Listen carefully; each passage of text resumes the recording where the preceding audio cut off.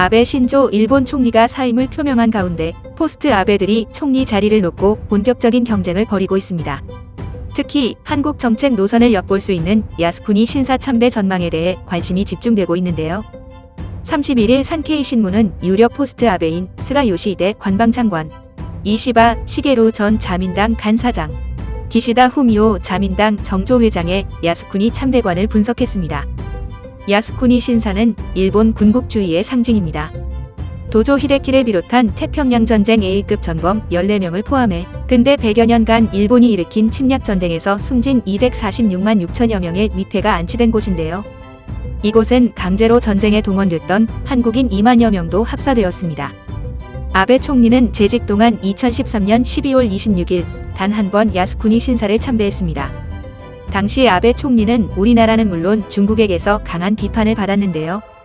하지만 강경한 일본 보수층은 환영했습니다. 그렇다면 포스트 아베 후보들의 야스쿠니 신사 참배관은 어떨까요? 스가 관방장관은 2013년 아베 총리의 야스쿠니 신사 참배 당시 참배 취지를 끈기 있게 설명하면 이해받을 수 있다며 야스쿠니의 의의에 대해 부정하지 않았습니다. 2017년 4월 21일 다카이치 사나의 당시 총무상이 참배했을 때에도 외교의 영향은 전혀 없다. 외교 문제로 하는 쪽이 이상하다고 참배를 옹호하기도 했습니다. 또한 2014년 2월 20일 중의원 예산위원회에서는 관방장관이 되기 전에는 야스쿠니 참배를 했다고 밝힌 바 있는데요. 다만 신문은 스가 관방장관의 참배 가능성을 낮게 봤습니다. 관방장관 재임 기간에도 참배한 적이 없으니 총리 자리에 오르면 더욱 가능성이 낮을 것이라는 분석입니다. 중립적 기시다 정조회장은 더욱 참배 가능성이 낮습니다. 아베 총리의 야스쿠니 참배 당시 외무상이었던 기시다는 국가를 위해 고귀한 생명을 바친 분들에 대해 존경과 숭배의 마음을 표하는 것은 중요한 일이라고 이해를 보였습니다. 그러나 이런 문제가 정치 문제화, 외교 문제화 되는 일은 피해야 한다고 지적했습니다.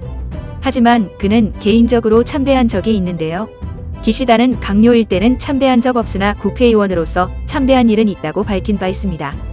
마지막으로 이시바 전 간사장은 확신적으로 야스쿠니 참배를 기피하고 있다고 신문은 전했습니다.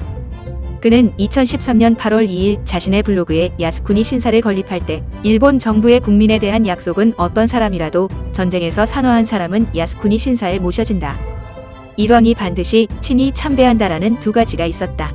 제1약속은 대체로 이뤄졌으나 제2에 대해서는 이른바 A급 전범이 합사된 이후 이뤄지지 않고 있는 상황이 계속되고 있다고 지적했습니다. 그러면서 이 상황을 어떻게 타개할지가 우리 정치가의 본질적인 사명이다. 참배할지 말지는 정치가 개인의 판단에 맡기고 이 문제를 진지하게 생각할 필요가 있다고 밝혔는데요. 산케이는 이시바 전 간사장이 총리의 참배보다도 일왕이 친히 참배하는 일의 실현을 우선하고 있다고 분석했습니다. 특히 그는 2017년 5월 한국 언론과의 인터뷰에서 젊을 때에는 아무것도 모르고 참배했다면서 야스쿠니 신사의 진정한 의미를 알고 있기 때문에 지금은 가지 않는다고 언급한 바 있습니다.